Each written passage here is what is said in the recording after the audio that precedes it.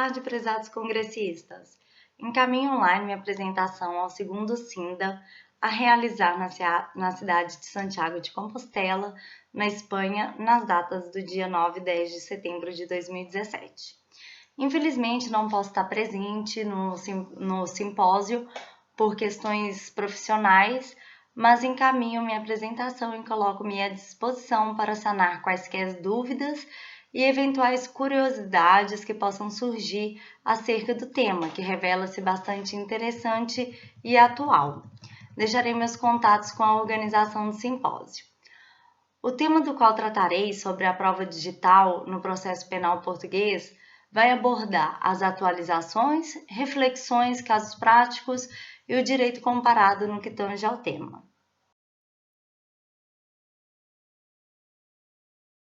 O presente artigo e apresentação visa desenvolver discussão e estudo acerca da prova digital no processo penal português, tendo em vista que este apresenta-se na atualidade como um dos principais meios de obtenção de prova em um processo.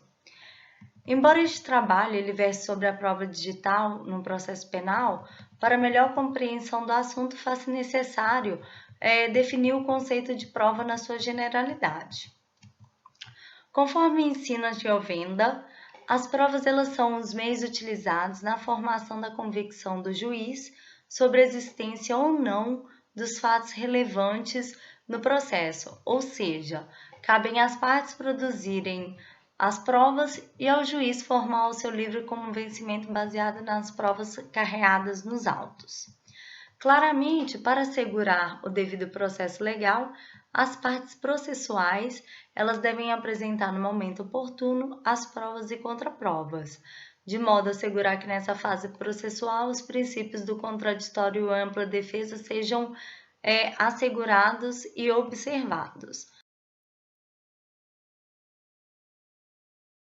Faz-se necessário falar um pouco mais também sobre o objeto da prova. Nesse caso, o objeto da prova, por sua vez, tem como definição todos os fatos juridicamente relevantes para a existência ou inexistência do crime, a punibilidade ou não punibilidade do arguido e a determinação da pena ou da medida de segurança aplicáveis, conforme define o artigo 124 do Código de Processo Penal.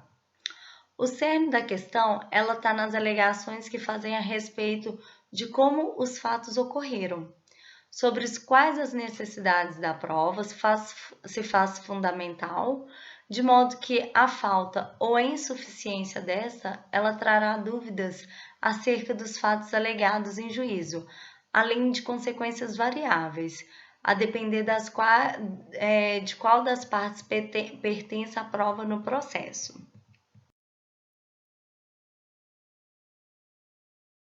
No que tange ao conceito da prova digital, o que se verifica hoje é que, em meio a tantos aparatos tecnológicos e formas de acesso à comunicação, os intitulados crimes informáticos eles crescem de forma exponencial.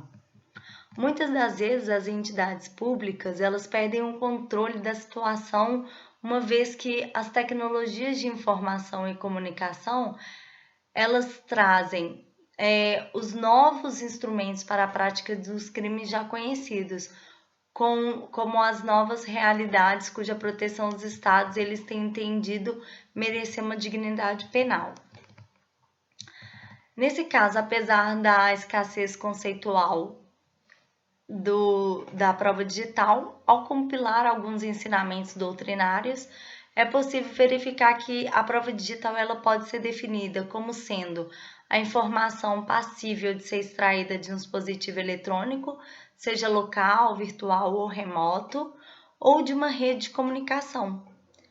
A prova digital ela tem que ser admissível, ela tem que obedecer 3 requisitos. Ela tem que ser admissível, autêntica e precisa. E muitas das vezes um 4, que seria concreta, tá?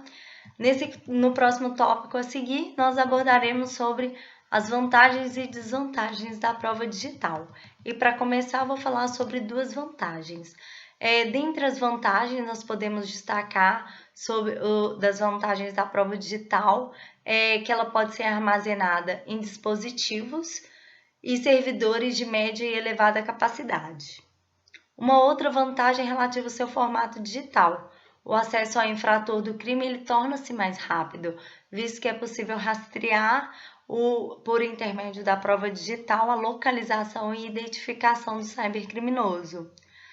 Em contrapartida, a desvantagem mais expressiva em relação à prova digital é que tem-se numa prova digital, em relação à informação, que ela está no formato digital e por isso ela pode ser apagada, modificada ou facilmente destruída. Em relação à aplicabilidade da prova digital no processo penal, o artigo 125 do Código de Processo Penal português, ele dispõe que todas as provas que não forem proibidas por lei, elas serão admitidas, desde que tenham obedecido o critério de legalidade. Pode estar incluídas as provas usadas em tribunais, sem quaisquer distinções aos meios de prova. Nesse caso, então, é importante ressaltar que as provas digitais, elas podem ser equiparadas às provas periciais, haja vista que existe um conhecimento técnico e a perícia para a aprovação do fato ou uma concreta percepção da prova. Então, neste caso, podemos concluir, então, que a prova digital é aquela que possui um valor probatório, cujo armazenamento ou transmissão acontece de forma digital. Então, no processo penal, os vídeos, dados, conteúdos armazenados em disco ou outro meio de informação de acessos abertos, como, por exemplo, a internet, e-mail, redes sociais, imagens, vídeos, eles são configurados, então, como prova digital.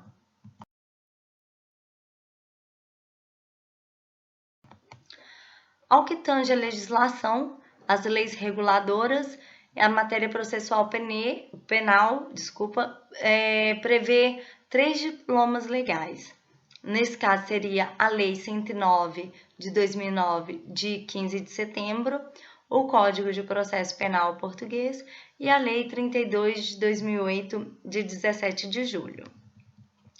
Como não possuímos muito tempo para a apresentação do tema, de forma sucinta, eu destacarei os pontos de maior relevância acerca do corpo legislativo.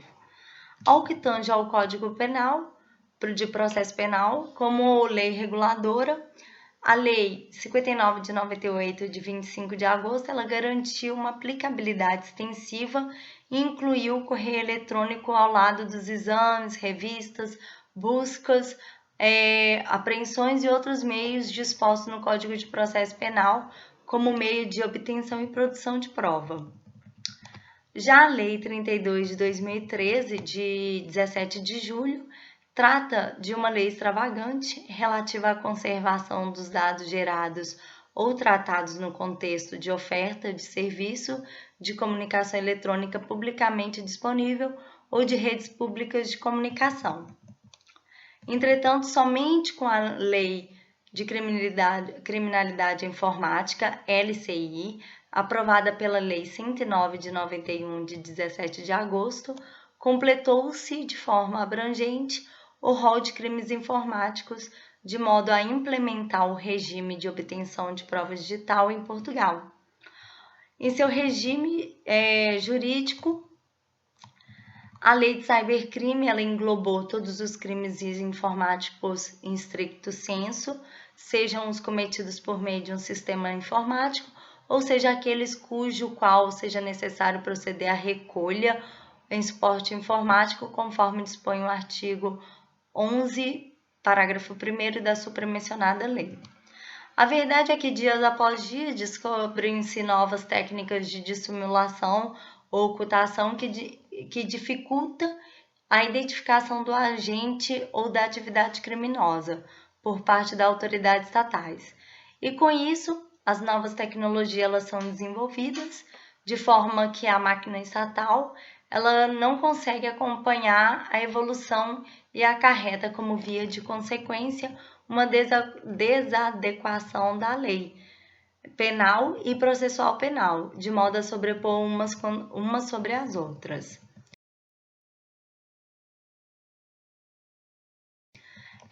Ao que tange a abordagem da prova pericial no ambiente digital, ela deve ser realizada quando exigir conhecimentos específicos de especialistas que consigam compreender ante a complexidade mesmo e especificidade das técnicas e linguagens, das questões técnicas e de linguagem.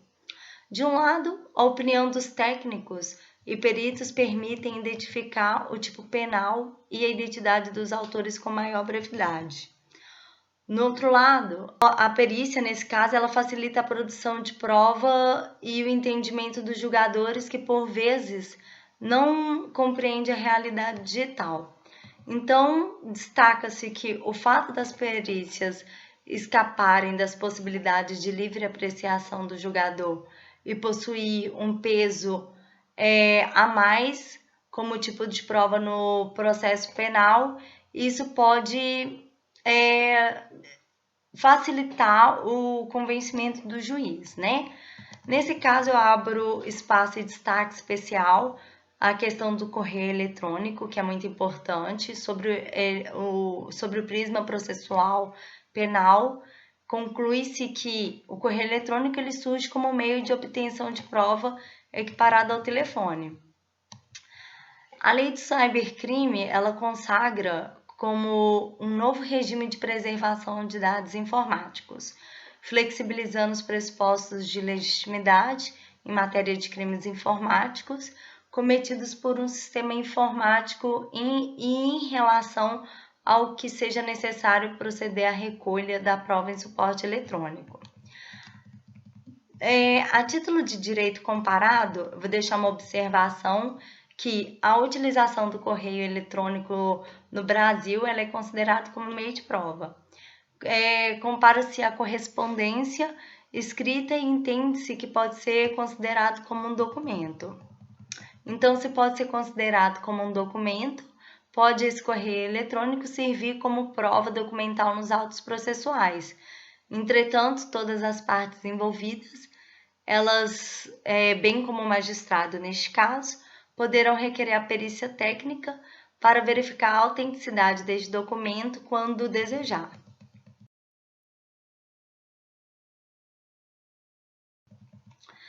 Diante do explanado, verifica-se que a evolução dos tempos e meios tecnológicos possibilitou um avanço que por vezes o homem não esperava, visto que o que dispomos, como a lei de cybercrime dispõe, né, que é um instrumento processual de maior aplicabilidade para a obtenção das provas, uma vez que os crimes digitais eles crescem exponencialmente e constituem o meio de obtenção de provas modernas. Nesse caso, eu vou deixar aqui um agradecimento especial por participar do congresso. Deixo meus contatos com a organização, agradeço a atenção dispensada e me coloco à disposição para sanar eventuais dúvidas que podem surgir. Muito obrigada!